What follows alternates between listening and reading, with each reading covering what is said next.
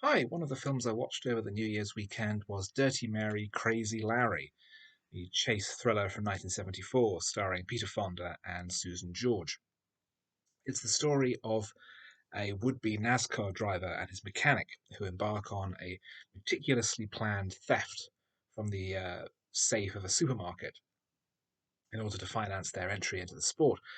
But they find themselves not only uh, with the driver's previous one-night stand tagging along, having not taken kindly to being abandoned at the end of the night, but also being pursued by police and a range of law enforcement types, led by a sheriff played by Vic Morrow.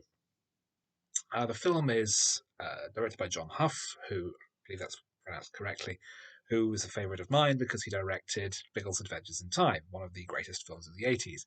And this film is regarded as a classic of the 70s. It feels very much of a piece with Easy Rider.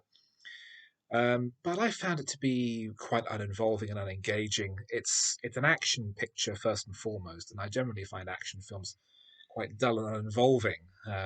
Just pictures and shapes moving quickly with little to gain purchase, little to engage me emotionally. So although the chase scenes are very well choreographed and very well executed, with lots of impressive photography, particularly in the final sequence of the helicopter uh, pursuing the car along the ground, it just felt a bit sort of empty, a bit dull, well composed and well produced, but just lacking in something that you can really engage with. It does have a couple of notable elements. The supermarket manager, played at the beginning of the film, is played by Roddy McDowall, who is for some reason not credited, even though he was a major name at the time.